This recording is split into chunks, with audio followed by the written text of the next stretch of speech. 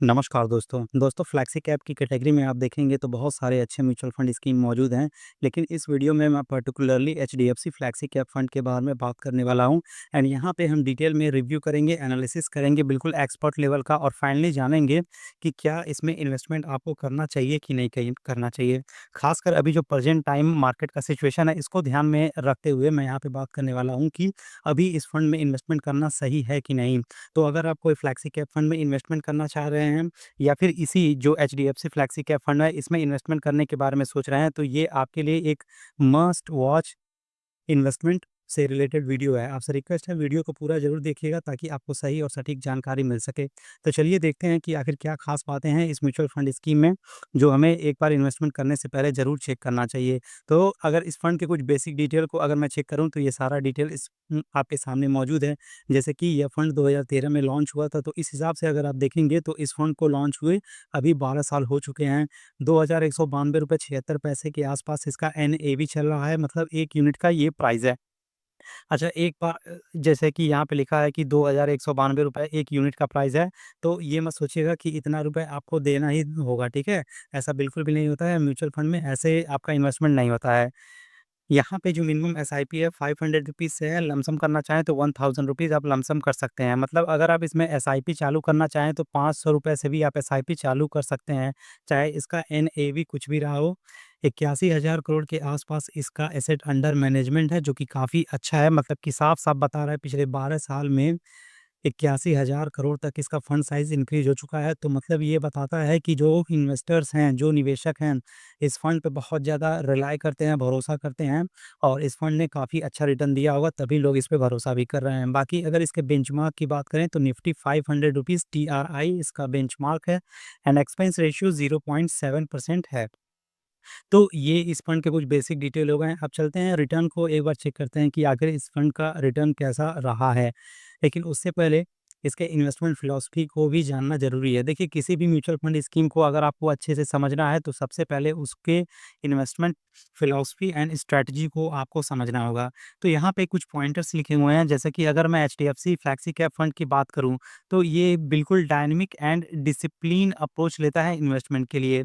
जैसे ये ऐसे स्टॉक्स को कह सकते हैं, या फिर ऐसी कंपनीज़ को सेलेक्ट करता है, या फिर उनमें इन्वेस्टमेंट करता है जिनका जो फंडामेंटल है वो काफ़ी स्ट्रॉन्ग हो। इसके अलावा उनका जो फ्यूचर पोटेंशियल हो, उसमें बहुत ज़्यादा हाई ग्रोथ हो।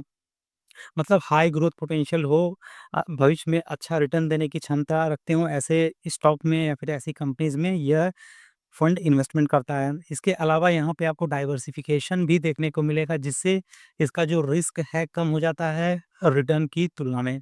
और लास्ट में देखेंगे कि लॉन्ग टर्म वैल्यू क्रिएशन, अगर आप इस म्यूचुअल फंड के साथ जाते हैं, मतलब कि यहाँ पे इन्वेस्टमेंट करते हैं, तो लॉन्ग टर्म में आपको ज़्यादा चांसेस है कि आपका जो कॉर्पस है वो बढ़ता हुआ दिखाई देगा।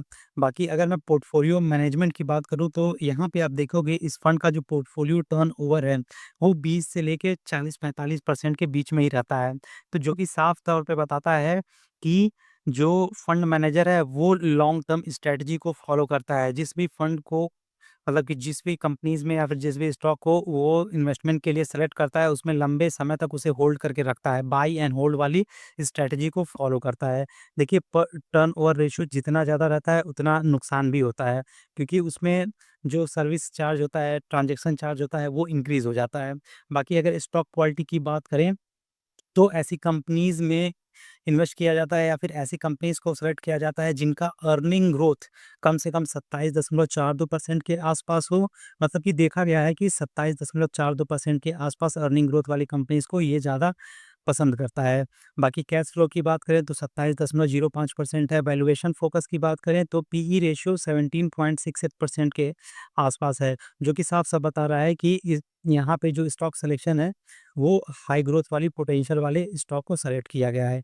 तो यहाँ से बहुत सारी चीज़ें क्लियर हो गई होंगी कि इस फंड का इन्वेस्टमेंट फिलॉसफी कैसा है एंड पोर्टफोलियो मैनेजमेंट कैसा है। अब फाइनली आते हैं रिटर्न को एक बार हम चेक करते हैं कि आखिर यहाँ पे रिटर्न इस फंड में किस-किस तरह का हमें मिला है। तो रिटर्न को कंपैरिज़न करने के लिए यहाँ पे देखिए बेंचमार्क का भी रिटर्न लिया गया है, और कैटेगरी के एवरेज रिटर्न भी यहाँ पे लिए गए हैं। बाकी ये इस फंड का रिटर्न है।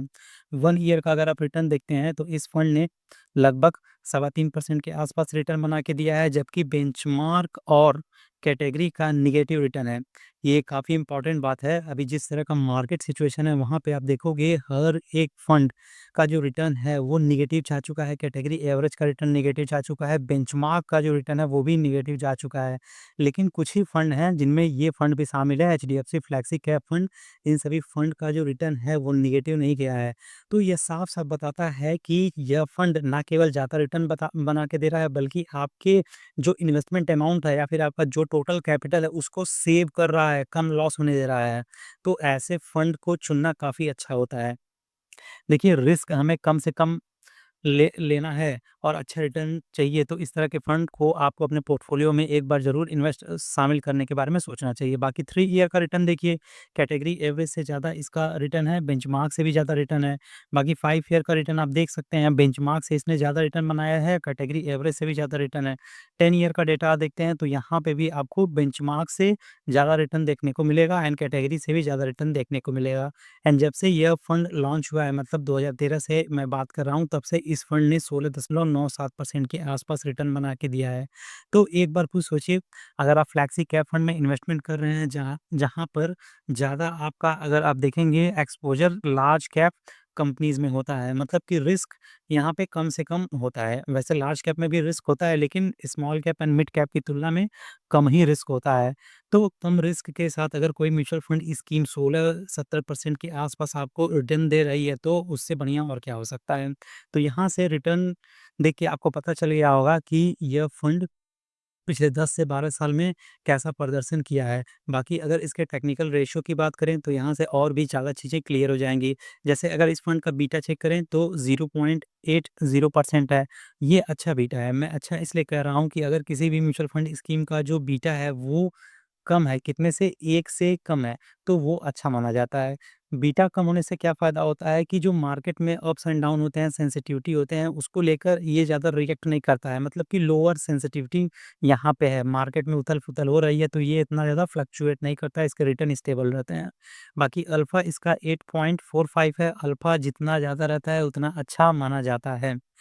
बेंचमार्क का अल्फ़ा देखेंगे तो 5.88 है। अल्फ़ा ज़्यादा होने का मतलब है कि ये अपनी कैटेगरी से एंड बेंचमार्क से ज़्यादा रिटर्न बना के दे रहा है, हाईली उसको आउट परफ़ॉर्म कर रहा है। शार्प रेशियो आप देख लीजिए 1.48 है, यहाँ पे ये थोड़ा-सा डाउट करने वाला है, क्योंकि बेंचमार्क का आप देखेंगे तो 4.83 है शार्प रेशियो और यहाँ पे इसका जो शार्प रेशियो है 1.48 है। तो इसका साफ-साफ मतलब है कि इसका जो रिटर्न आ रहा है, वो थोड़ा-सा पुअर आ रहा है रिस्क की तुलना में। जो फंड मैनेजर है, रिस्क थोड़ा-सा ज़्यादा ले रहा है, मतलब कि पुअर रिस्क एडजस्टेड रिटर्न है, थोड़ा-सा ज़्यादा रिस्क ले रहा है और रिटर्न उस हिसाब से नहीं आ रहा है। हालाँकि अभी प्रेज़ेंट मार्केट कंडीशन को देखते हुए ये डेटा उतना रिलायबल नहीं है। जब मार्केट सूटेबल होगा, करेक्शन होगा मार्केट में, सारी चीज़ें अपने प्लेटफ़ॉर्म पे आएँगी, तो ये शार्प रेशियो भी अपने आप प्लेटफ़ॉर्म पे आ जाएगा। बाकी स्टैंडर्ड डेविएशन देखें तो वोलेटिलिटी इसमें है, लेकिन उतना ज़्यादा नहीं है, क्योंकि यहाँ पे आप देखिए 10.25 है बेंचमार्क का और स्टैंडर्ड डेविएशन इस फंड का 10.92 है, जो कि बिल्कुल इक्विवेलेंट है। मतलब जितना वोलेटाइल आपका कैटेगरी एवरेज है या फिर बेंचमार्क है, उतना ही वोलेटिलिटी है। तो ठीक है, ये बहुत ज़्यादा वोलेटाइल नहीं है। शार्टेन्यू र र शॉर्टिनो रेशियो देखिए तो 2.46 है, तो अच्छा है, ये भी अच्छा है इस फंड का। मतलब कि गुड डाउनसाइड रिस्क मैनेजमेंट है, जो कि मैंने आपको पहले ही बताया था। यहाँ पे आप देखिए डाउनसाइड रिस्क मैनेजमेंट, यहाँ पे आपको साफ तौर पे दिख रहा है, क्योंकि बेंचमार्क और कैटेगरी एवरेज का जो रिटर्न है वो नेगेटिव गया है, जबकि इस फंड का नेगेटिव नहीं गया है। तो यही सारी चीज़ें बता रही हैं कि इस फंड का जो डाउनसाइड रिस्क है वो काफ़ी अच्छा है। ठीक है, तो यहाँ से आपको रिस्क एंड रिटर्न के बारे में पता चल गया होगा। हालाँकि मैं एक बार यहाँ पे कहना चाहूँगा, अगर आप लंबे समय के लिए इन्वेस्टमेंट कर रहे हैं, तो ये सारी चीज़ें उतना ज़्यादा मैटर नहीं करती हैं, ठीक है? लॉन्ग टर्म में ये सारा आप रेशियो देखेंगे ना, ऑटोमेटिकली बैलेंस दिखेगा। तो यहाँ से आपको आई होप क्लैरिटी मिल गई होगी रिटर्न एंड रिस्क के बारे में। अब आगे बढ़ते हैं। देखते हैं कि इसका मार्केट कैपिटलाइज़ेशन या फिर मार्केट एलोकेशन इस फंड का कैसा है। तो लार्ज कैप में 74.78% के पास एलोकेशन है, मिड कैप में 4% और स्मॉल कैप में 9.74% है। जो आपको थोड़ा-सा वोलेटिलिटी दिख रही थी एंड शार्प रेशियो में डिसबैलेंस दिख रहा था, वो इसी कारण हो रहा है, क्योंकि यहाँ पे 10% के आसपास आपका देखेंगे स्मॉल कैप में है। स्मॉल कैप बहुत ज़्यादा वोलेटाइल होते हैं एंड मार्केट के लिए बहुत ज़्यादा सेंसिटिव होते हैं। बाकी यह फंड बहुत ज़्यादा स्टेबल है क्योंकि ज़्यादातर यहाँ पे आपका लार्ज कैप में एक्सपोज़र है।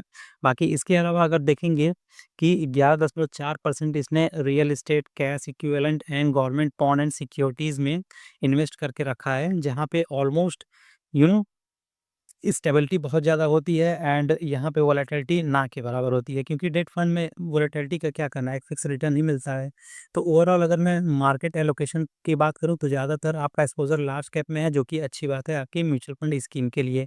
तो फाइनली जानते हैं कि अब यह फंड किसके लिए है, किसके लिए सूटेबल है। तो देखिए, अगर कोई ऐसा इन्वेस्टर है जो हाई रिस्क लेने की क्षमता रखता है, वो इस फंड के साथ जा सकता है। लॉन्ग टर्म उसका होराइज़न है, कम से कम 5 साल से ज़्यादा वो इन्वेस्टमेंट कर रहा है, तो बेस्ट है उसके लिए। कैपिटल एप्रिसिएशन करना चाहता है, मतलब कि 10 साल, 15 साल या फिर कह सकते हैं 12 साल में वो अपने पोर्टफोलियो में एक अच्छा खासा वेल्थ क्रिएशन देखना चाहता है, तो उसके लिए है। पहले बता दे रहा हूँ कि शॉर्ट टर्म वालों के लिए ये बिल्कुल भी नहीं है, ठीक है? और ये एक एक्टिव फंड मैनेजमेंट है। अगर आपको इंडेक्स फंड या फिर पैसिव फंड पसंद है, तो इस तरह के फंड आपके लिए बिल्कुल भी नहीं है।